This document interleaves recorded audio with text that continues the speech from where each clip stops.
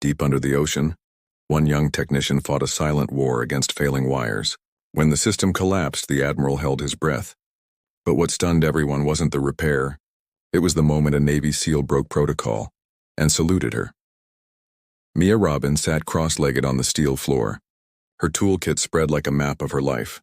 Wires, fuses, small screws she could barely see without squinting. The comms gear in front of her flickered like it had a secret it refused to share. She pressed her hand against the warm metal casing, listening.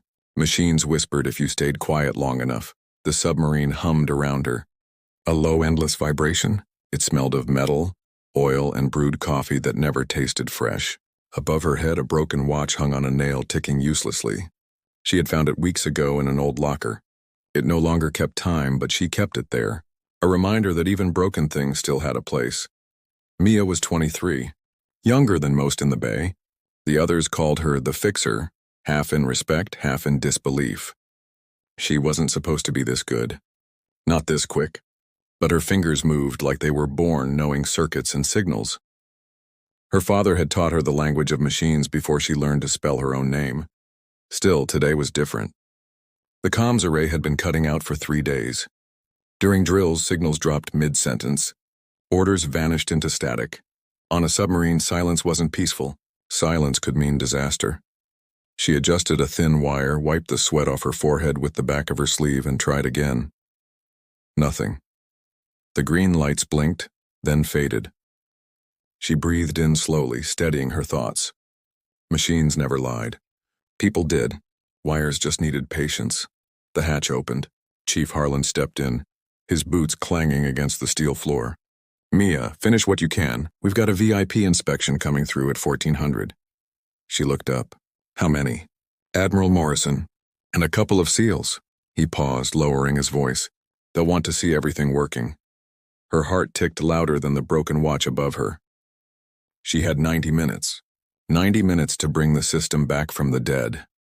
The chief gave her a sharp look. "Don't fail me."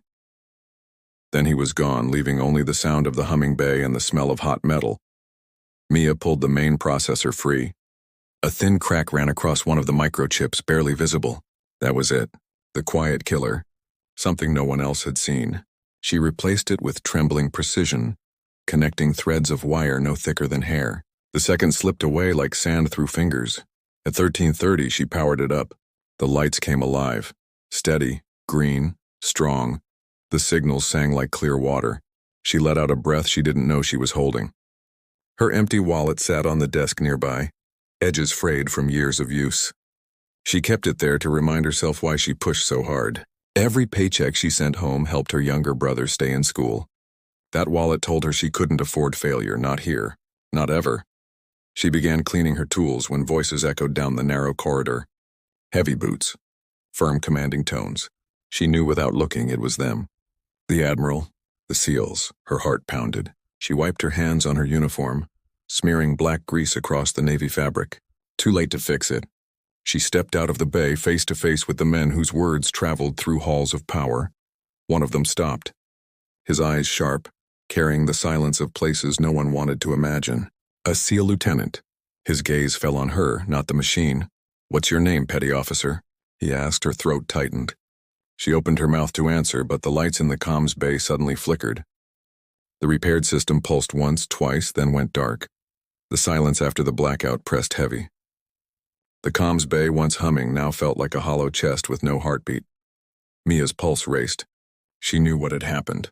A secondary circuit, one she hadn't touched yet, had collapsed under the new load. Machines had their own logic, their own cruelty. The Admiral's voice cut the air. "Calm, low, dangerous." "Is this your system, petty officer?" Mia swallowed. Her throat felt dry as paper. "Yes, sir," he stepped forward. His silver hair caught the dim emergency light. Behind him, the SEAL lieutenant studied her. His expression wasn't anger. It was something worse, expectation. Chief Harlan hovered near the door, his face pale. "She just completed a major repair, sir. A final calibration issue, that's all." "Let her speak," the Admiral interrupted. Mia forced her voice steady. "It's a failing backup circuit." "I can fix it. I just need time." The Admiral's eyes didn't blink. "How much?" Her mind raced. Every second mattered. 10 minutes. "Then you have 8, he said. The SEAL officer's gaze didn't leave her. His insignia caught the dim glow, a reminder of the weight he carried. This was no drill. Mia dove back into the bay, hands shaking but precise. She tore the panel open, the smell of burnt plastic curling out like smoke from a dying fire. She traced the wire, fingers black with grease. Her broken watch ticked faintly above her head, mocking her. Time was slipping, always slipping. She cut the damaged section, replaced it with trembling speed. Her mind narrowed into the wires, the circuits, the rhythm of survival. The outside world blurred until only the machine existed. At 14:07, she hit the power. The light snapped on. Steady, strong, green again. The Admiral stepped in, scanning the indicators. He said nothing at first. Then he nodded once. Explain. Mia laid out the failure and the fix, her voice crisp despite the pounding in her chest. No excuses, just truth. The SEAL officer studied her as though he could see the circuits running inside her veins. Then, in a voice that carried sand and steel, he asked, "And if it fails again during combat?" She lifted her chin. "Then I'll rebuild it under fire." A silence fell. Even the Admiral looked at her. The weight of her words hung heavy. Then the SEAL officer smiled. A rare, fleeting curve of respect. But before she could breathe relief, the submarine's overhead lights flickered. A low alarm echoed down the hall. Not a drill this time. Something real. The alarm's howl bled through the steel walls, vibrating through her bones. Red lights flashed, painting every face in crimson shadows. Chief Harlan barked into the intercom, but static chewed his words. The comms system, barely revived, was already under siege. "Report," the Admiral snapped. The captain's voice came through the corridor. "Unidentified signal interference. Could be environmental, could be hostile. The word turned the air sharp. Mia ducked back into the bay. Her fingers flew over the system, rerouting power, isolating channels. The static roared louder, like an angry ocean filling the room. The SEAL officer stepped closer, his presence filling the narrow space. "What are we blind to, petty officer?" She bit her lip. "If it's jamming, they know we're here. If it's natural interference, we're already deaf," he leaned in.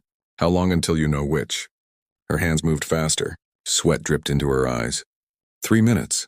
The broken watch above her head ticked louder in her mind. 3 minutes could be forever down here. She scanned the readouts, adjusted frequency, cut through the storm. The static broke for a breath, then returned fiercer like claws on steel. Her empty wallet slid off the table, landing at her feet. She stared at it for half a heartbeat. The symbol of why she fought, why she endured. Family, responsibility, she couldn't fail them. "Mia," the chief pressed. She forced calm.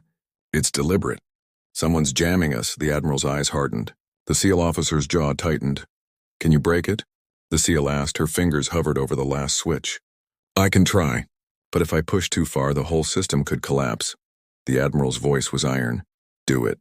She closed her eyes, flipped the switch. The static screamed, then silence. Clean channels. Clear signals.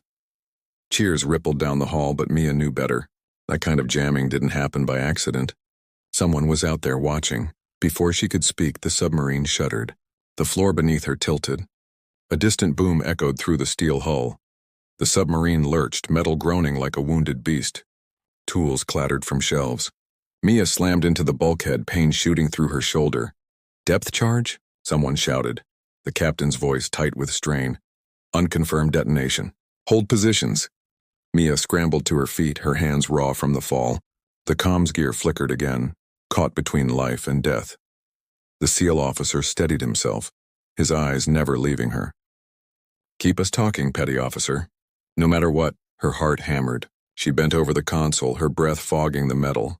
The broken watch swayed above, pendulum-like, measuring chaos.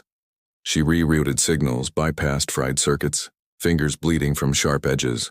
Her world shrank to copper threads and fragile light. Then voices. "Clear, alive." The comms broke through, carrying words from command, orders, instructions. They weren't alone in the dark anymore. Relief swept the corridor. But it didn't last. A sailor stumbled in, his face pale. "Sir," sonar picked up movement. Multiple contacts, fast, surrounding us. The Admiral's face turned to stone. The SEAL officer's hand brushed the metal wall as though feeling the enemy approach through vibrations. Mia's stomach twisted. She knew the system could only hold so long under pressure. She whispered to herself, "Don't break." "Not now." The SEAL officer looked at her. If we lose signal again, how long can you rebuild? She met his gaze. Minutes. Maybe less, he nodded. Then every second counts. The submarine tilted again. Somewhere deep below, the ocean pressed harder, endless and merciless.